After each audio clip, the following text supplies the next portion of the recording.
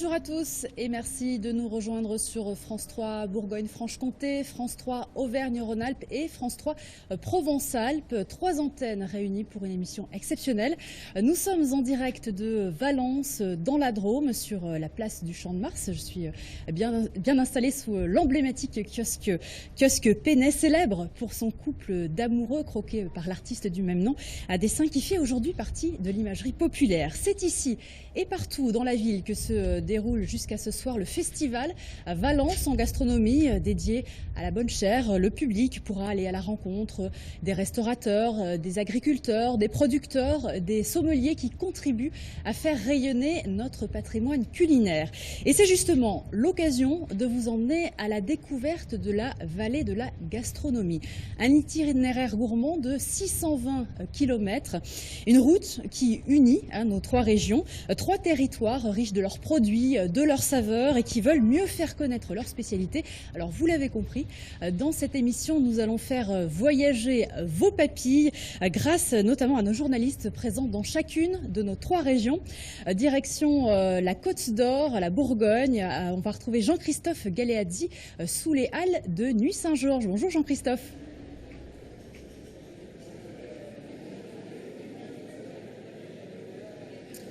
Bonjour Lise, bonjour à tous. Bienvenue effectivement à Nuits-Saint-Georges, au lieu de la vigne et du vin, un nom connu mondialement évidemment, où se déroule depuis hier la fête des fromages, vous le voyez à côté de moi, de Bourgogne-Franche-Comté. Alors ici, où fromage et vin se marient à merveille, on s'est installé pour vous parler de nos produits, de nos savoir-faire et de notre gastronomie. Et justement, regardez, on évoquera tout ça avec le chef doublement étoilé du relais Bernard Loiseau à Saulieu en Côte d'Or, Patrick Bertron, qui est déjà en train de vous concocter, Lise, un petit plat. Eh bien, on a un salive d'avance. Merci Jean-Christophe, à tout à l'heure. Non loin d'ici, Béatrice Tardy est au cœur du vignoble de Tain-l'Hermitage en Vallée du Rhône. Bonjour, effectivement, regardez, comme c'est beau, je suis ici au milieu des vignes, c'est une parcelle de la cave de Tain-l'Hermitage. Et tout à l'heure, vous le verrez, eh bien, il va y avoir ce qu'on appelle une expérience remarquable. Des touristes avec des anciens vignerons vont vendanger cette vigne. C'est cèpes, c'est de la syrah et ça fait partie de la vallée de la gastronomie. À tout à l'heure. Enfin, direction Rognes, un petit village près d'Aix-en-Provence. Frédéric Soulier, vous êtes à la ferme du Brégalon et je crois que vous êtes bien entouré.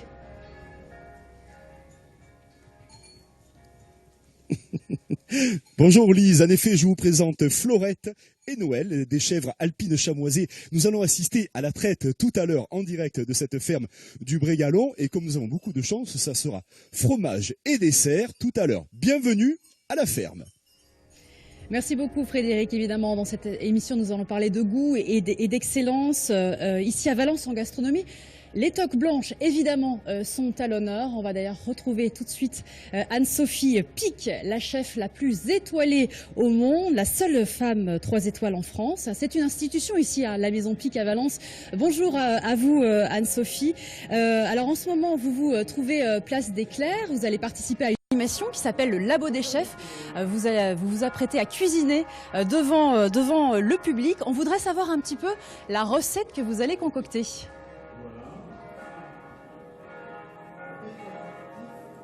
Oui, avec plaisir. Mais en fait, alors vous voyez, on a un petit bruit de fond, mais j'espère que ça vous gêne pas trop.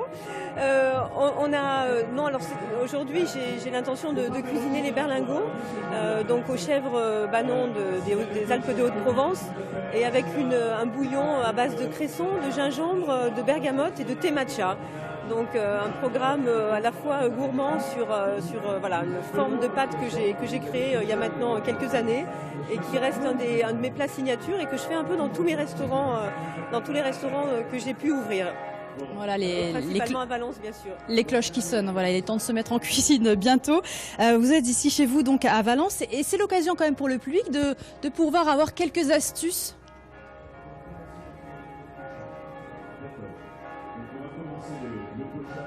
Oui, l'astuce de ce plat est principalement le pliage. Après, toujours dans ma cuisine les associations de saveurs qui restent le fil conducteur de mon travail culinaire. Et puis avec pour but la cuisine d'émouvoir, parce que finalement c'est ça ce qu'on fait au quotidien nous les chefs, c'est de tenter d'émouvoir ceux qui viennent à notre table. Anne-Sophie Pic, je le disais, la Maison Pic, c'est une institution ici à Valence. Pourquoi est-ce que vous avez choisi d'intégrer la vallée de la gastronomie ?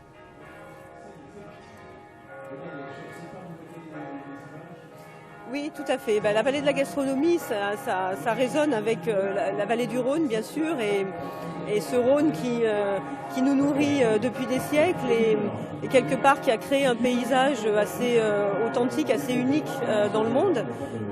Et c'est vrai que l'idée de cette vallée de la gastronomie, c'est de rassembler toutes les valeurs vives, tous les savoir-faire autour de ce Rhône et de les mettre en exergue et de faire vivre à ceux qui passeront par cette vallée du Rhône des émotions gustatives et de leur faire découvrir toutes nos richesses. Merci beaucoup Anne-Sophie Pic, on va vous laisser à votre piano vous mettre tranquillement en cuisine et puis je précise qu'on va pouvoir suivre tout au long de cette émission la préparation de la recette de ces berlingots, plat signature donc de la Maison Pic. On ira de temps en temps regarder un petit peu où en est la recette. Avec moi sur ce plateau Nicolas d'Aragon, bonjour. Bonjour. Vous êtes le maire Les Républicains de Valence, vous êtes par ailleurs le vice-président de la région Auvergne-Rhône-Alpes en charge du tourisme et puis vous avez porté à ce titre le projet de la vallée de la gastronomie. À vos côtés, Yves Rouèche, journaliste culinaire. Bonjour à vous. Bonjour Lise. Vous avez écrit plusieurs ouvrages sur la gastronomie lyonnaise notamment et en Rhône-Alpes. La vallée de la gastronomie, elle a été officiellement lancée, c'était le 24 juin dernier. Ça s'est passé à l'hôtel de région à Lyon. C'est un projet à l'initiative donc de 3 régions. Ça, c'est inédit déjà. C'est inédit parce que 3 régions s'associent, la région Bourgogne-Franche-Comté, la région Auvergne-Rhône-Alpes et la région Provence-Alpes-Côte d'Azur.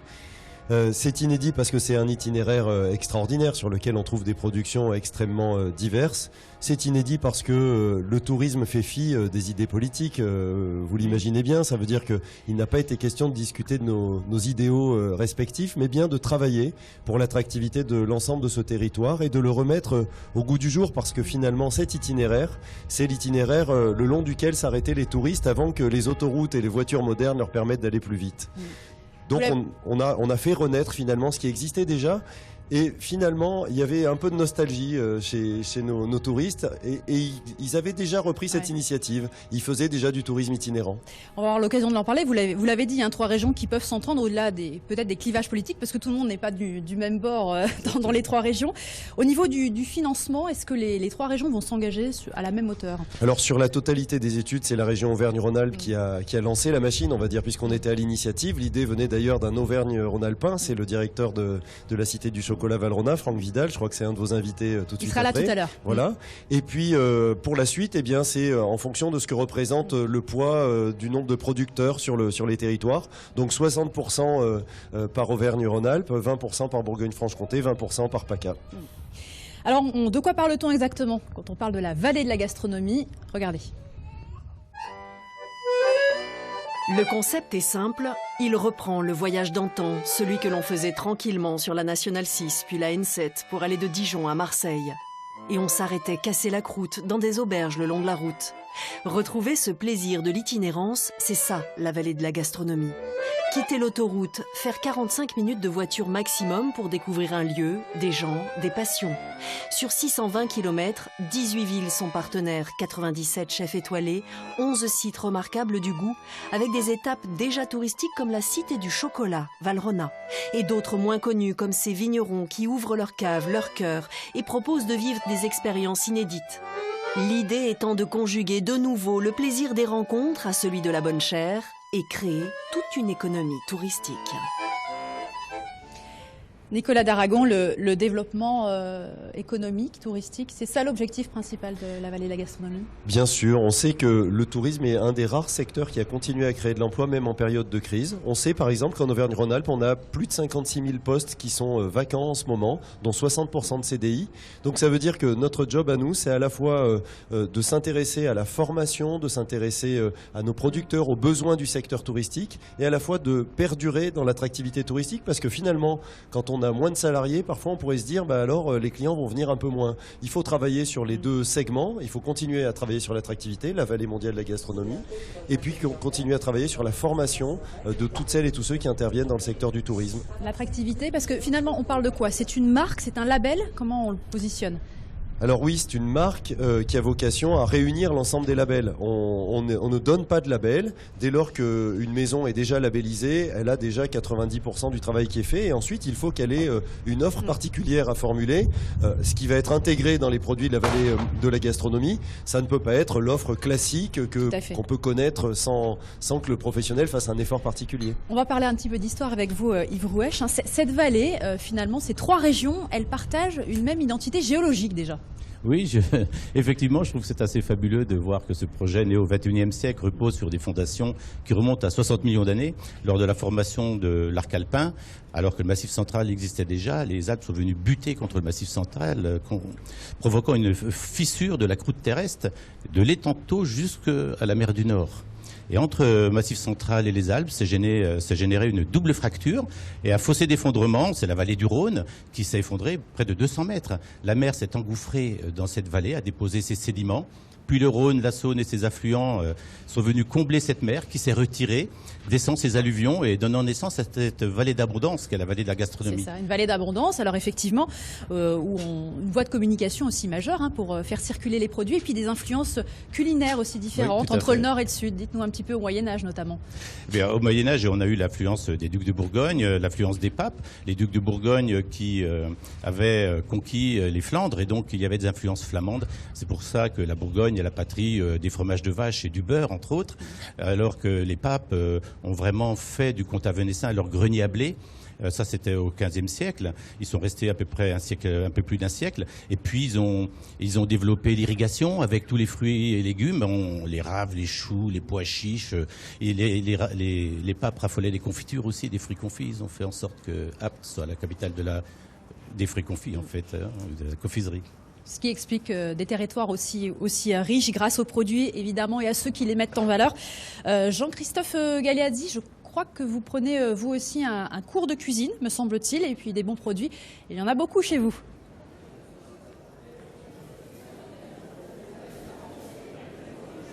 Oui, Lise, je suis avec Patrick Bertrand, le chef doublement étoilé du relais Bernard Loiseau à Saulieu en Côte d'Or. Bonjour Patrick Bertrand, vous cuisinez Bonjour. Pour nous. Est-ce que vous pouvez nous dire ce que vous êtes en train de me préparer là? Alors là, je suis en train de vous préparer une assiette qui sont des champignons de Corselotte. Donc ça, c'est le lieu où ils sont cuisinés en Côte d'Or, avec au centre un jaune d'œuf qu'on a fait confire dans de l'huile pour qu'il prenne une texture, un peu confite, un peu crémeuse. Et après, je vais finir avec différentes choses, des champignons crus, des champignons séchés, des petits croûtons, une émincée de champignons de Paris. Et après, on finira par quelques petites points d'un crémeux au brie à Savarin, puisque ici, c'est la fête du fromage. À Saulieu, ça fait longtemps que vous travaillez les produits de la région. C'est ce que viennent chercher les gens qui se déplacent parfois de loin? Oui, effectivement.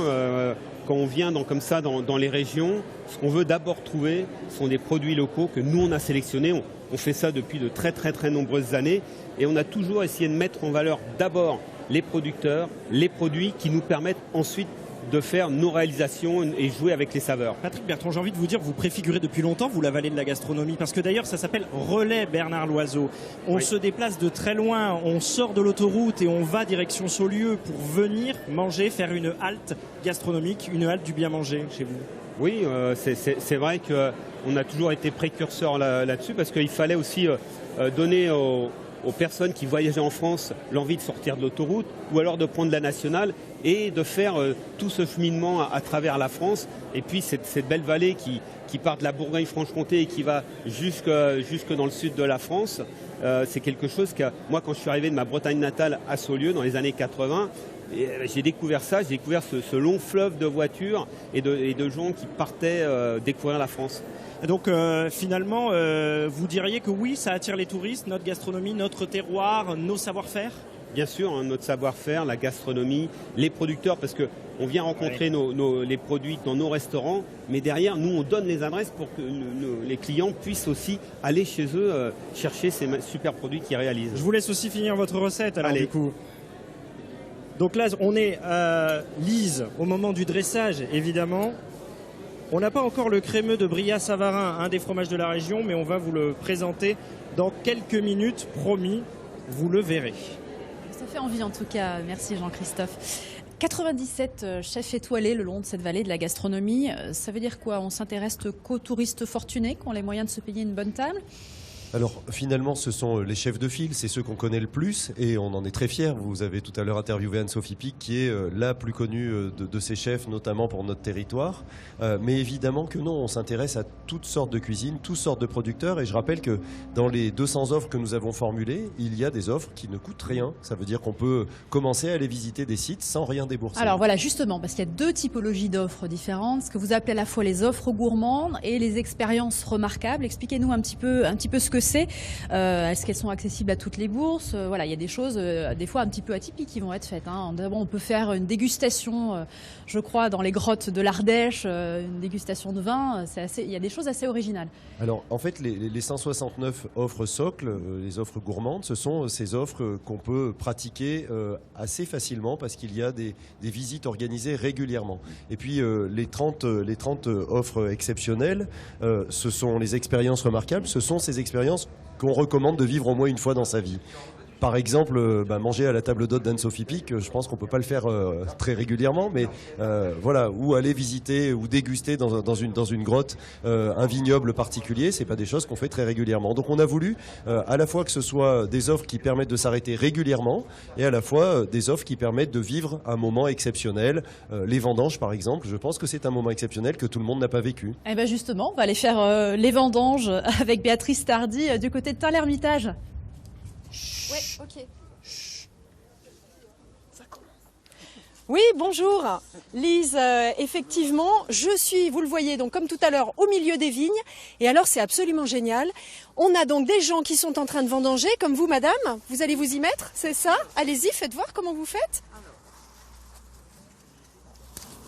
Ah, on ne la voit pas, mais... On va choisir un bon. Madame a dans les mains... un petit instrument et effectivement, vous allez voir, on va maintenant se diriger vers un vigneron qui fait partie de l'association des anciens vignerons qui sont complètement partie prenante de cette expérience remarquable. Alors il est en train de donner des explications. Mélissa, oui. Le raisin c'est sacré, on ne le broie pas, tu le prends bien sous ta main, tu le coupes comme ça et tu le poses délicatement dans ton seau. Voilà, tu vas y arriver, voilà, comme ça. Voilà, c'est ton premier raisin, tu as une expérience à toi, tu vois. Oui, c'est ça.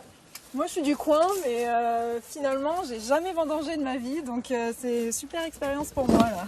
Ouais, donc pour Mélissa, première expérience de vendange. Et puis alors pour vous, donc c'est... Ah, moi, c'est pas la première. Ça doit bien faire plus de 60 ans que je vendange. Et donc, comment ça vous est venu, l'envie, effectivement, de partager? L'envie de partager, eh bien, toute ma vie, j'ai partagé. Toute ma vie, j'ai donné des conseils. J'en ai reçu aussi. Et ça m'a donné envie de continuer pour apprendre à nos jeunes à faire la même chose. Mais alors, c'est les jeunes, mais là, c'est des touristes. Là, c'est des touristes. Alors aujourd'hui, avec Terre de Syrah, on s'est associés pour transmettre notre savoir-faire aux touristes qui désirent connaître notre région, nos produits. Et tout au long de l'année, on sera là à leur disposition à tout moment pour tous les travaux de la vigne qu'on va faire. Oui, c'est-à-dire que là, effectivement, c'est les vendanges, mais il y a d'autres moments où il va falloir tailler les vignes, où il va falloir faire plein de choses. Et alors, ce qui est remarquable aussi, dans une expérience remarquable, c'est d'aller au bout de l'expérience. Et le bout de l'expérience, quand on est vigneron, qu'est-ce que c'est? C'est les vendanges.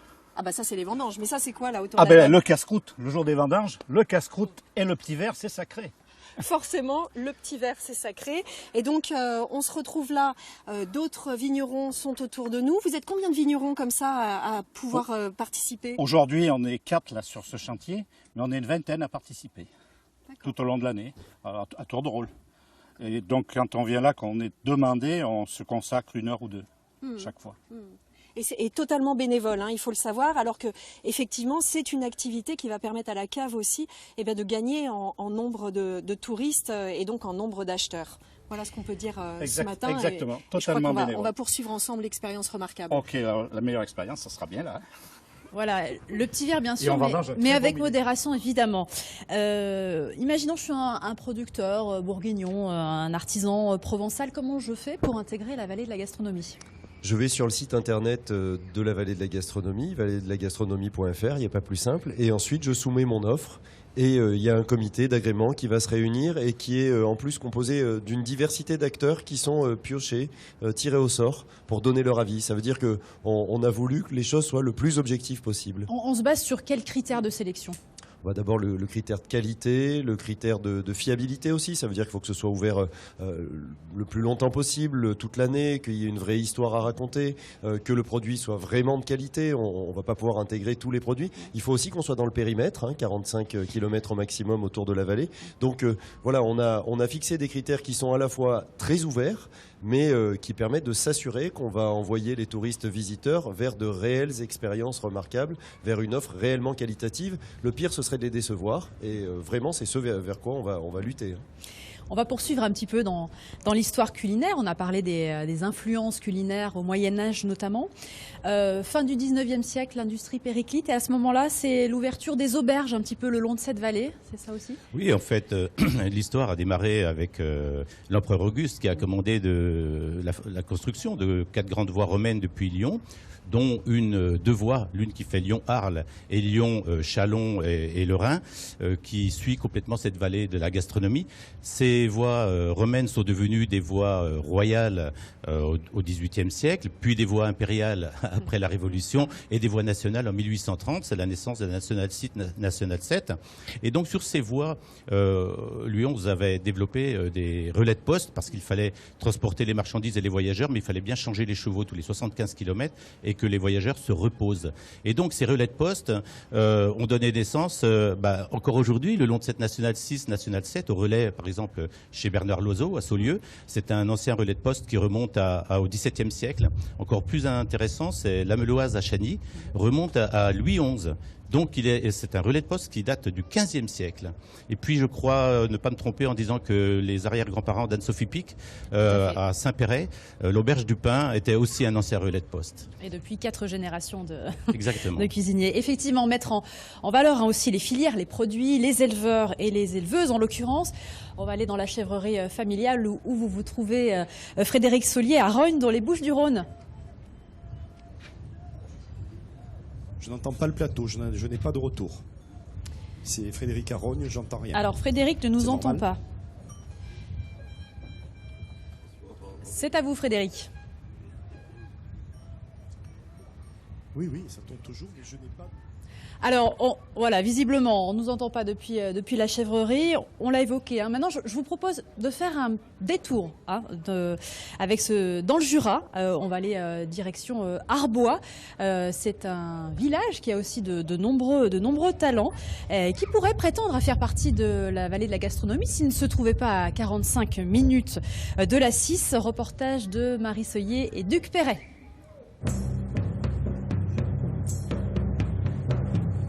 Ici, l'artiste depuis plus de 30 ans, c'est lui, Édouard Hirsinger. Ça, elle me pose tout dans les pattes. Il n'y a pas une ganache qui n'est pas faite par moi. Une exigence du détail qui l'a amené jusqu'à la consécration en 1996.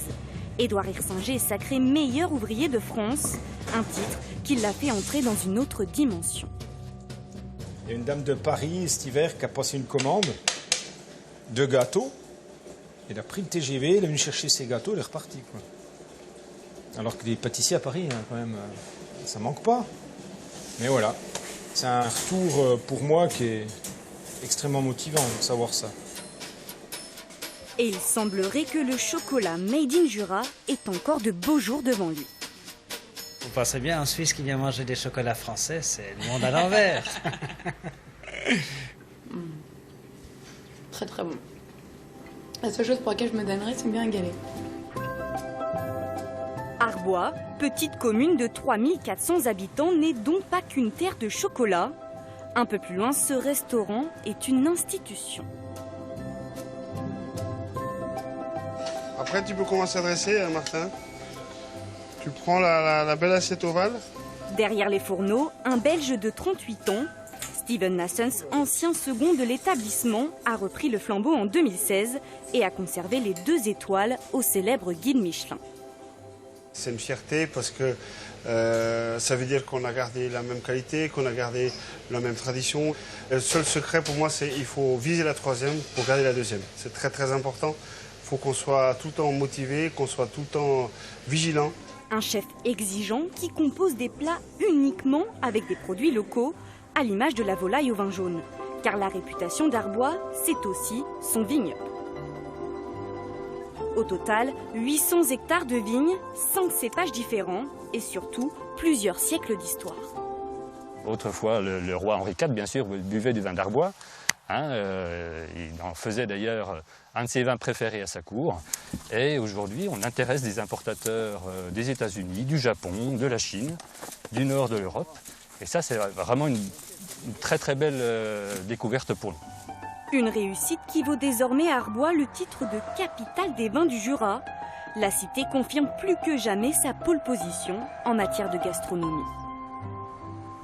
Ah oui, le joli village d'Arbois dans le Jura, mais situé à plus de 45 minutes de l'autoroute A6, donc hors périmètre de la vallée de la gastronomie. Pourquoi est-ce qu'on ne pourrait pas l'élargir, ce périmètre ?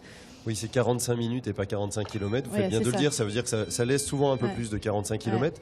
Parce que si on veut que le concept fonctionne, si on veut proposer ce concept aux Français qui connaissent déjà bien un peu leur territoire, mais ensuite aux Européens et aux touristes qui viennent de l'étranger, il faut qu'il soit cohérent. On ne peut pas identifier une vallée de la gastronomie et qu'elle fasse finalement l'équivalent de la moitié de la France, et même parfois les faire sortir de la vallée qui va de Dijon à Marseille. Donc l'objectif, c'est vraiment que ça puisse se réaliser aussi dans un temps respectable, on va dire, qu'on puisse y aller, qu'on puisse éventuellement envisager de dormir une nuit, vivre une seconde expérience et ensuite poursuivre sa route. Si on éloigne trop les gens de la vallée, ils n'y reviendront pas parce qu'ils se diront finalement c'est une destination à part entière.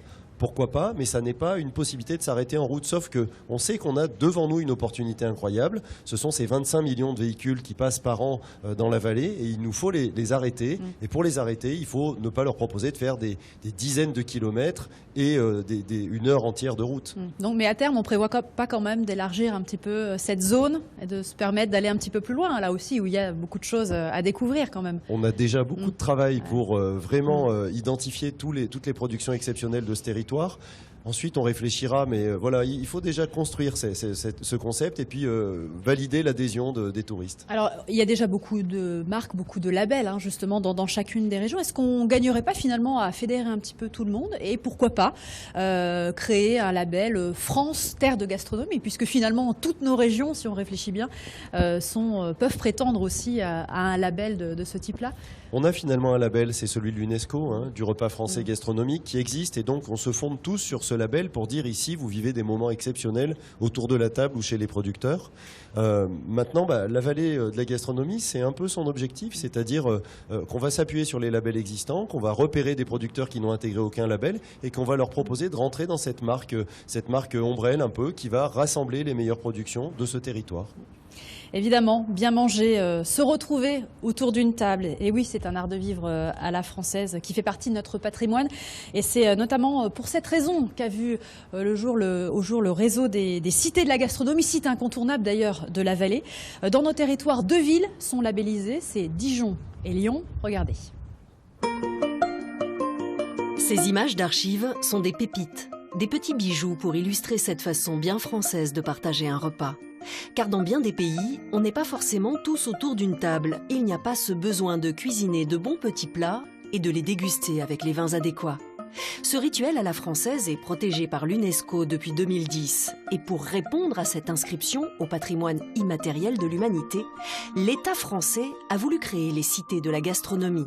Rungis, Tours, Dijon, Lyon, 4 villes, 4 cités. La construction de celle de Dijon a démarré en juillet quand celle de Lyon sera inaugurée le mois prochain. Au cœur de l'ancien Hôtel-Dieu, touristes et Lyonnais découvriront comment bien manger s'ils l'ont oublié, depuis le fourneau de Paul Bocuse jusqu'à cette cuisine dédiée aux enfants.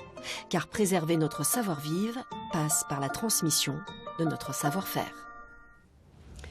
Voilà, on va reparler évidemment des cités de la gastronomie dans un instant, mais Frédéric Soulier nous attend du côté de Rognes, je crois qu'il va pouvoir s'y mettre cette fois à la traite. Frédéric.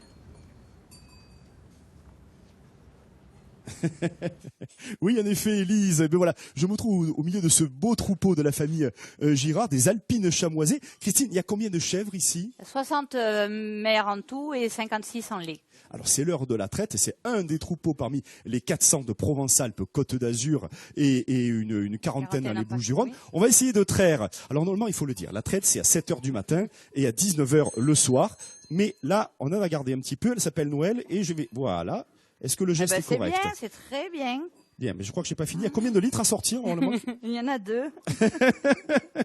Je vais laisser Christine terminer parce que c'est une professionnelle et elle a un geste qui est beaucoup plus doux que le mien. Évidemment, quand on parle de cette ferme, on a envie de dire que vous privilégiez aussi la nourriture de ces chèvres, Christine, c'est-à-dire que votre circuit court, c'est autour de la ferme pour l'alimentation. Ah oui, ici la traçabilité c'est pure rogne, hein, parce que nos chèvres ne mangent que ce que l'on produit sur l'exploitation, du foin de luzerne, du foin de Saint-Foin et de l'orge. On n'achète rien pour leur alimentation. C'est important, vous valorisez aussi la présentation au public. Avec l'opération Bienvenue à la ferme, depuis plus de 20 ans, vous y participez. Donc on peut venir voir et vous pouvez rencontrer les éleveurs. Pourquoi ce lien direct, vous l'avez privilégié ? Parce que c'est pour nous une nécessité que le consommateur sache ce qu'il y a derrière ce qu'il mange. Ici, rien n'est caché. On peut voir la traite, on peut assister à la traite, on peut même y participer. On peut voir les fromages, on peut voir comment on fabrique. On peut bien sûr les déguster et puis suivre le rythme naturel de la chèvre, participer au biberonnage au mois de février. Enfin, rien n'est caché chez nous et il faut que le citadin puisse remettre les pieds sur terre un peu. Alors on voit les chèvres qui se font masser avec cette grosse brosse jaune. Ça leur fait plaisir. Elles viennent toutes seules se faire masser pour le plaisir. C'est pas une blague. C'est elles sont chouchoutées. Christine, voilà le lait. Alors c'est du lait cru que vous travaillez, oui, évidemment. C'est la vie, ça. C'est la vie. Ce lait cru sert pour les fromages. On va aller les voir tout à l'heure avec, il y aura fromage et dessert avec les Calisson-d'Aix. C'est important. Les restaurateurs avec qui vous êtes en lien viennent ici vous voir. Au moins une fois. Voilà, c'est ce lien, c'est un vrai lien. C'est pas juste mettre sur la carte fromage de la ferme du Brégalon. Il faut qu'ils connaissent l'histoire qu'il y a derrière. Il faut qu'ils puissent dire que les bêtes sont alimentées avec des produits naturels et que c'est un produit naturel qui respecte l'animal, le terroir, les saisons.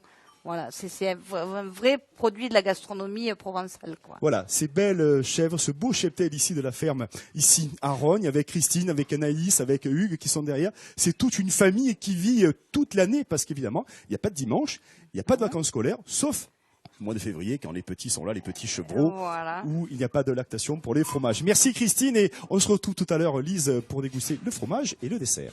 Eh bien oui, ça fait envie. Merci beaucoup, à tout à l'heure Frédéric. Il est 11h23, vous êtes bien sûr France 3 Bourgogne-Franche-Comté, France 3 Auvergne-Rhône-Alpes et France 3 Provence-Alpes. Nous parlons de la vallée de la gastronomie dans cette émission. On évoquait tout à l'heure les cités de la gastronomie et puis ce repas à la française qui évidemment est labellisé aussi. Prendre du temps à table, justement, Yves Rouèche, c'est vraiment une spécificité française. Oui, tout à fait. Alors c'est une spécificité qui est née au XXe siècle, excusez-moi. Oui, puisqu'avant les ruraux justement, pour faire opposition aux citadins, n'avaient pas vraiment les moyens de se nourrir avec ampleur. Ils mangeaient des raves, des pommes de terre, et donc au XXe siècle s'est développée cette culture française. Et c'est vrai que dans la vallée de la gastronomie, on a cette culture qui est toute particulière parce que on a quand même une vallée d'abondance qui est riche de nombreux produits, de ses influences italiennes italienne. Et on sait bien que l'Italie, comme la France, est une grande nation gourmande. Et donc, s'est installé, en particulier, moi je suis lyonnais, effectivement, à Lyon, il y a à chaque famille, on parle déjà du repas du soir alors qu'on est en train de partager celui de midi.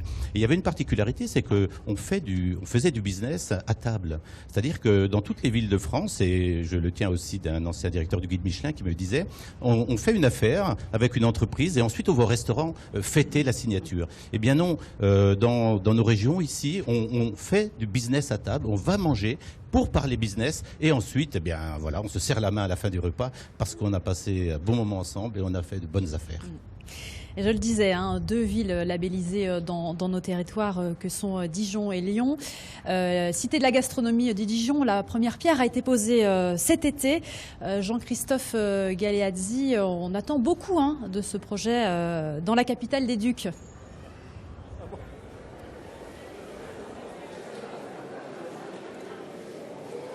Oui, on en parlait justement avec François Desailles, adjoint au maire de Dijon en charge de ce projet de cité de la gastronomie et des vins, et du vin on va dire. Alors on parlait du repas gastronomique français il y a un instant avec Lise Rigy à Valence. Ce repas gastronomique, comment il va être montré, partagé avec les visiteurs de la cité de la gastronomie de Dijon ?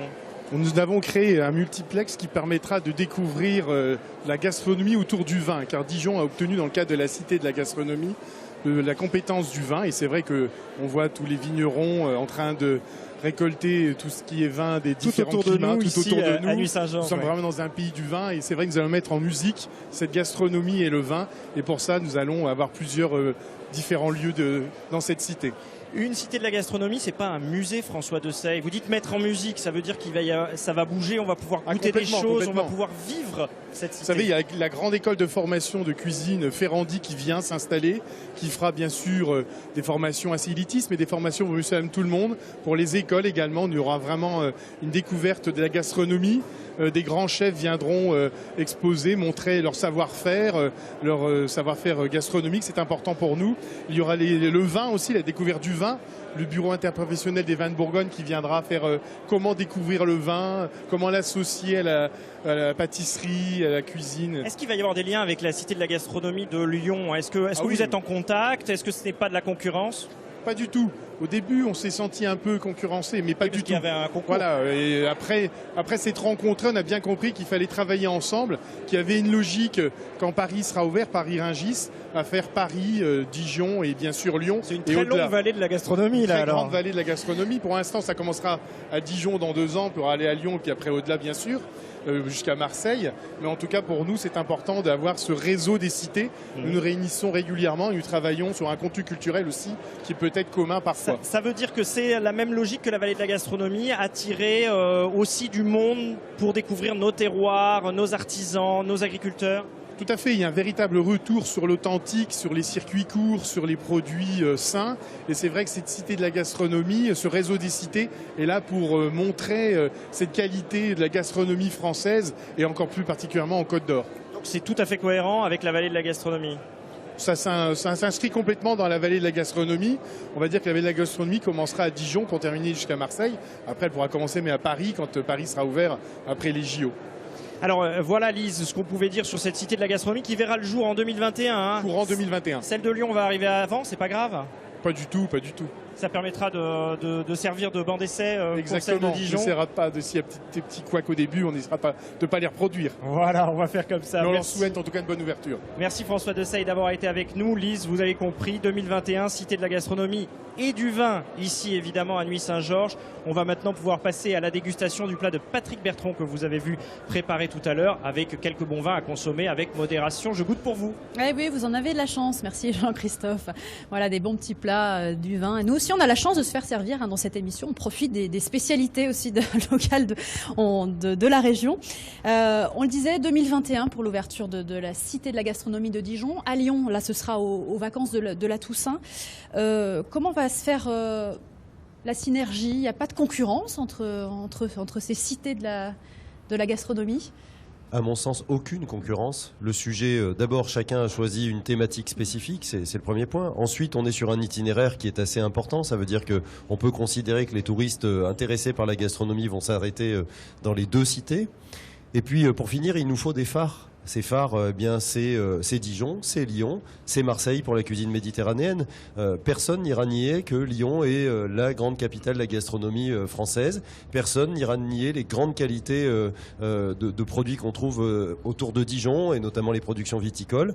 Personne n'ira nier que les productions méditerranéennes à Marseille sont d'une qualité exceptionnelle, et la cuisine méditerranéenne, on la retrouve que là-bas. Donc ça veut dire que ce sont justement des avantages. Ce sont des avantages concurrentiels. Ça veut dire que on va pouvoir dire aux gens, rentrez par ces grandes villes, dans une vallée extraordinaire, et ensuite découvrez-la, circulez. Alors c'est vrai que, bon, on a dit pas de concurrence, très bien. Est-ce que Lyon est quand même déjà pas reconnu comme la capitale de la gastronomie? C'est ce qu'on dit souvent, notamment Yves Rouèche avec l'héritage de Paul Bocuse quand même. Oui, alors le pape des chefs. Je ne vais pas m'étendre sur le sujet, mais d'ailleurs je dis souvent que Lyon est toujours la capitale mondiale de la gastronomie, parce qu'il n'y a pas que de la cuisine, il y a des produits. Mais je suis très content de ce projet de Vallée de la gastronomie, parce que je pense que maintenant que Paul Bocuse n'est plus là, il a apporté beaucoup à la gastronomie française, mais aussi à la gastronomie lyonnaise. Et donc sans lui, on n'a plus d'ambassadeur. Et notre meilleur ambassadeur aujourd'hui, c'était Vallée de la gastronomie. Et je dis que Lyon a été consacrée capitale mondiale de la gastronomie. Il est grand temps de partager cette gloire avec tout ce terroir qui a nourri Lyon depuis 4 siècles. Et aujourd'hui, bravo, on est bien dans la vallée, moi je dis mondiale de la gastronomie, même si c'est uniquement la vallée de la gastronomie. Nicolas d'Aragon, il y avait un projet de cité de la gastronomie ici à Valence. Il est tombé à l'eau finalement? Non, il y aura des halles gourmandes, il y aura une cité gourmande. On est en train de finaliser le projet. Je rappelle qu'on a lancé le projet en 2015. Dijon ou Lyon ont mis une dizaine d'années pour aboutir, puisque leur label ils l'ont eu en 2011, donc il faut un peu de temps. On demandera peut-être le label, on verra. On avait commencé les démarches. C'est un peu compliqué parfois de venir s'intégrer dans un réseau qui existe déjà, mais on est en phase d'aboutir, et je pense que d'ici la fin de l'année, je présenterai à mes concitoyens le projet justement. Donc on est en bonne voie. Les producteurs sont là, les amoureux de la gastronomie sont là. Cet événement, le Festival Valence en gastronomie, montre qu'il y a une vraie adhésion de la population. Donc tout est réuni pour que nous y arrivions bientôt. On a beaucoup parlé, hein. On a envie peut-être de déguster un petit peu. Je vous ai demandé à chacun de nous dire un petit peu des spécialités que vous préférez, et qu'on a d'ailleurs apporté ici sur le plateau. Yves Rouèche, vous, alors c'est un pâté en croûte, hein, c'est moi je l'ai devant moi là. Ah tout à fait, vous voulez qu'on le déguste tout de suite, non? Oui, le pâté croûte, moi j'ai vécu moitié de ma vie à Dijon et moitié à Lyon, et donc je ne peux pas ne pas citer le pâté croûte, évidemment. Parce qu'on ne dit pas un pâté en croûte, on dit le pâté croûte dans cette région franco-provençale, et donc c'est la gloire de Lyon et de Dijon, et je fais un petit clin d'œil quand même à un fabuleux pâté croûte qui est l'oreille de la Belle Aurore, qui pèse 15 kilos ou 30 kilos, 15 viandes différentes avec truffes, foie gras, riz de veau, et qu'on savoure à Noël, c'est un vrai plaisir. Ah ben j'imagine bien. Nicolas d'Aragon, rapidement, vous aussi une spécialité, alors typiquement valentinoise évidemment. Le Suisse de Valence, qui tient son nom de la garde suisse qui a accompagné le pape Pie VI, qui est mort à Valence en 1799. C'est un sablé à la fleur d'oranger. C'est un peu la Madeleine de Proust de tous les Valentinois. Ça se déguste avec de la glace à la vanille, avec de la clairette de Die, avec le café le matin tout simplement. Et puis ça rappelle l'histoire et le patrimoine local. Donc vraiment un biscuit extraordinaire. Merci beaucoup à tous les deux. Évidemment, on va poursuivre cette émission. On va parler des terroirs, de faire connaître aussi notre modèle dans le monde entier. Mais survivra-t-il, et oui, à la malbouffe, aussi à la concurrence, notamment pour les filières. En tout cas, certains n'ont pas attendu pour exporter leur savoir-faire. Direction le Beaujolais, où un artisan huilier s'investit avec passion dans son métier.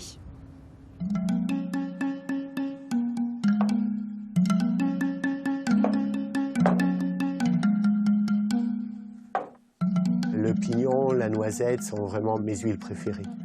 Qu'est-ce qu'elles ont de particulier? La noisette, c'est la gourmandise, hein, c'est le praliné, hein, ça. Et puis le pignon, c'est mes origines italiennes, où dans mon enfance, sous l'épinay, on cassait les pignons, on les mangeait, et c'est des odeurs, des essences de vacances. C'est le parfum de la pistache qui envahit ce matin-là l'atelier. La couleur intense de ce fruit à coque venu d'Iran ou des États-Unis est révélée après tostage et broyage. C'est une commande d'un grand chef étoilé, du sur-mesure. Même les presses hydrauliques ont été fabriquées selon les desiderata de l'artisan huilier. Chaque goutte est précieuse, 73 € le litre. Il faudra 5 heures pour presser à froid 100 kilos. Ces petites fioles partent à Taïwan. Nouveau marché depuis 2 ans, l'huilerie Montegotero a depuis longtemps trouvé à l'étranger ses acheteurs. Ça représente plus de 50% du chiffre d'affaires. aujourd'hui. Donc sur 2,5 millions à peu près, on fait 1 250 000 à l'export. Avec combien de pays? 28 pays à peu près.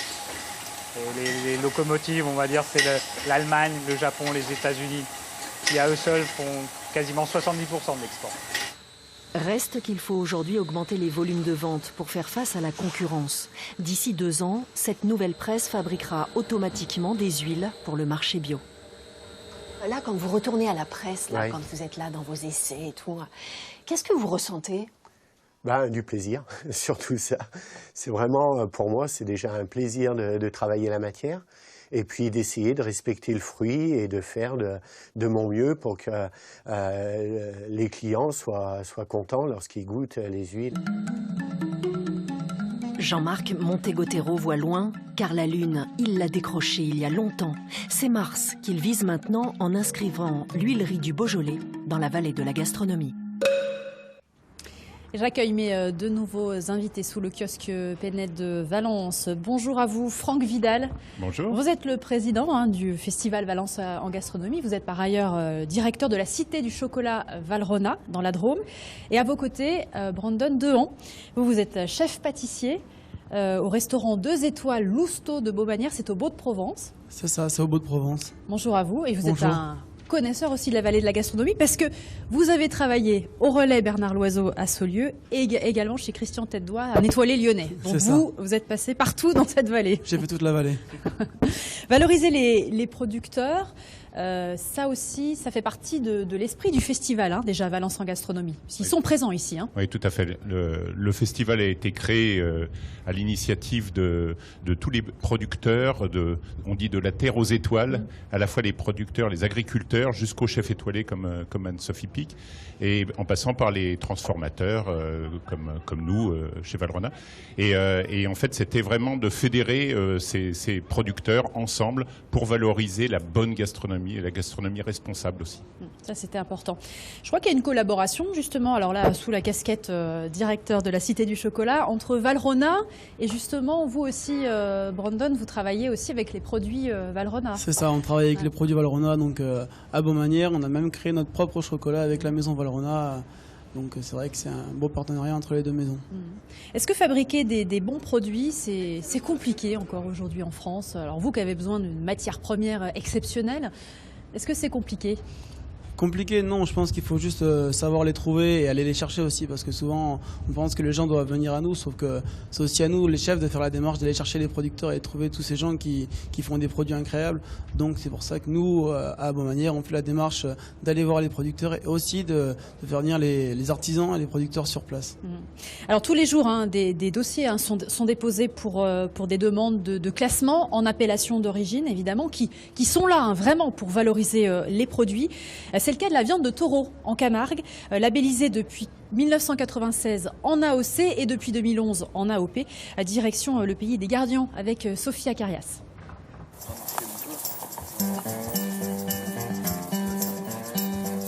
Ici, pas d'étable.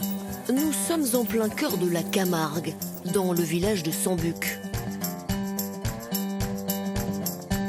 Dans la manade de Frédéric Bon, on élève des taureaux pour la course camarguaise. Mais toutes les bêtes ne deviendront pas comme celle-ci, des cocardiers.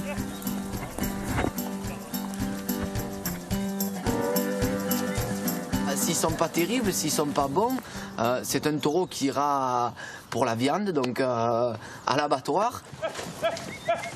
Il faudra plusieurs années à Frédéric et ses salariés pour décider de l'avenir de chacune des bêtes.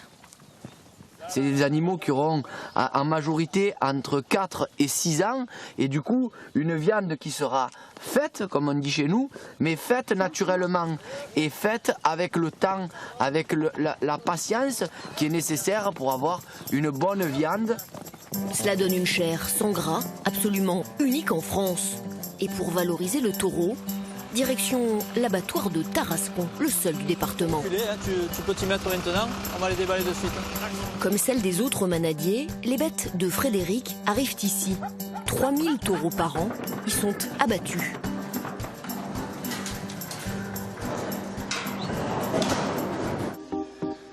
Karine et Claude, eux, sont restaurateurs en Belgique et toutes les 6 semaines, cela peut paraître incroyable, mais le couple descend en Provence chercher de la viande. Bonjour Olivier. Comment va? Ça va? La forme? Uniquement celle du taureau de Camargue, une viande rare et particulière. Le taureau OP de Camargue, c'est environ 3000 bêtes par an, entre 2700 et 3000 bêtes selon les années. C'est un chiffre qui est très régulier. Une production infime par rapport aux 1,4 million de tonnes de viande bovine produite en France chaque année. Une viande qui a séduit Karine, la restauratrice belge. Elle la cuisine tous les jours à la carte de son resto. On ne va pas servir la gardienne en gastro comme on la sert dans les manades. Ça ne marcherait pas. Donc oui, elle est retravaillée ici. Mais à ma manière. Une jeune carotte, un flan à la crème d'olive, une chips de riz de Camargue et un petit friand contenant la gardienne. C'est une explosion en bouche et c'est incroyablement surprenant. Voilà, donc les appellations d'origine protégée, il y en a 1750 rien qu'en Bourgogne-Franche-Comté. Ça fait pas un peu trop tout ça, Franck Vidal?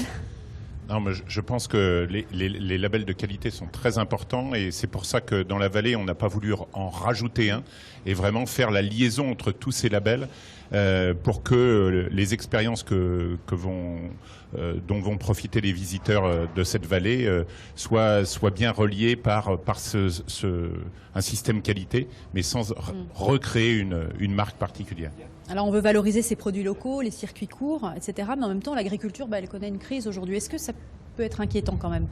Alors forcément, la crise de l'agriculture, ça nous touche tous au quotidien, mais c'est en travaillant des bons produits et des produits de qualité que les chefs ou les professionnels qui transforment vont faire vivre cette agriculture et c'est ce qu'on essaye de faire aussi au sein de notre association. Brandon Dehan, vous aussi, évidemment, vous utilisez beaucoup les produits locaux, les circuits courts. Et je crois même que vous prévoyez de fabriquer vos propres farines, parce qu'il y a aussi des boulangers C'est ça, en restaurant. On a 2 boulangers sur place, donc on est en train de... On a quand même 5 hectares sur le domaine, donc on a une partie qu'on va consacrer à une plantation de blé ancien pour faire une conservation vraiment de tous ces blés. Donc on est en train de travailler avec Henri de Pazies à Saint-Rémy-de-Provence qui, en collaboration avec nous, va élaborer notre propre farine. Alors, les acteurs de la filière agricole locale s'organisent face aux défis de la mondialisation. C'est ce que vous allez nous dire, Frédéric Soulier.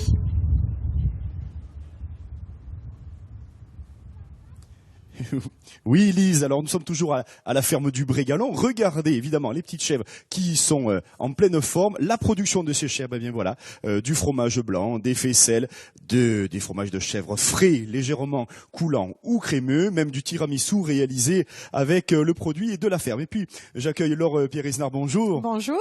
Vous êtes la directrice de la confiserie du Roi René et présidente de l'Union des fabricants du Calisson d'Aix. Alors le Calisson d'Aix, c'est un produit un petit peu magique. C'est la petite confiserie qui date du temps du Roi René. Là, on tombe au XVe siècle, donc en 1454, pour le mariage du roi René avec Jeanne de Laval. Donc le confiseur du roi avait créé cette douceur pour la reine, pour lui rendre son sourire. Et ce qui a donné le nom à Calisson, puisque ça vient des câlins de la reine, donc Calinsoun en provençal, câlin. Donc, alors, ce qui est très important, c'est que ce Calisson est composé de produits locaux. Il y a le melon confit, évidemment, dans notre région. Oui, donc là, on est sur du melon de Cavaillon, évidemment, confit à Apt. Donc, on a la chance d'avoir à quelques kilomètres d'Aix-en-Provence des très bons confiseurs qui nous font un très bon melon confit qu'on mélange avec des amandes de Méditerranée, donc Espagne et Provence, avec l'objectif de plus en plus de valoriser cette belle amande de Provence. Alors justement, vous soutenez un projet de relance, de plantation d'amandiers en Provence. Oui, il faut savoir qu'au 19e siècle, Aix-en-Provence était quand même la capitale mondiale de l'amande et que peu à peu, au 20e siècle, l'amande a disparu de nos paysages. Et donc, la volonté vraiment, c'est d'aller chercher, relancer la culture pour être au plus proche du producteur, avoir vraiment une filière très courte, intégrée en Provence, avec l'objectif de relancer quand même, planter 1000 hectares en 5 ans. Et donc, on est en ligne avec nos objectifs. Déjà 300 hectares ont été plantés. Alors, le Calisson, c'est un produit de tradition, mais ça n'empêche pas la création. Et là, regardez, vous avez du calisson qui est blanc et un qui est légèrement violine. Qu'est-ce que vous avez mis dedans, Laure, dans Alors celui-ci? c'est rigolo. Pour la petite histoire, il est composé d'amandes et de cassis noir de Bourgogne, donc de la ferme aux fruits rouges, qui est pas très loin de Dijon. Donc ça fait vraiment de la gastronomie. Voilà le lien entre deux terroirs, la Provence et la Bourgogne, et c'est un très beau produit. Merci, bonne dégustation. Et voilà comment fédérer toutes les saveurs. Merci beaucoup Frédéric. Je voudrais qu'on termine cette émission, messieurs, évidemment encore sur une note sucrée. Tiens, je vais vous demander aussi un petit peu vos spécialités préférées. Évidemment, il y a du chocolat pour vous. Oui. Alors j'ai essayé de lier la spécialité régionale qui est la raviole de la Mermerie avec le chocolat Valrhona, puisque c'est une spécialité qui a été développée. Et du coup, la raviole, c'est vraiment local. Hein, c'est un plat très très régional. Et avec le chocolat, ça se marie très bien. Donc c'est un dessert. Et voilà, c'était le petit clin d'œil. Je tente pas la dégustation parce que je vais en mettre partout, mais en tout cas, ça a l'air délicieux. Ah, ça se déguste un peu chaud. Hein. Ah, ça se déguste chaud avec un petit coulis de chocolat sur le dessus. Mais sinon, elles sont fourrées au chocolat.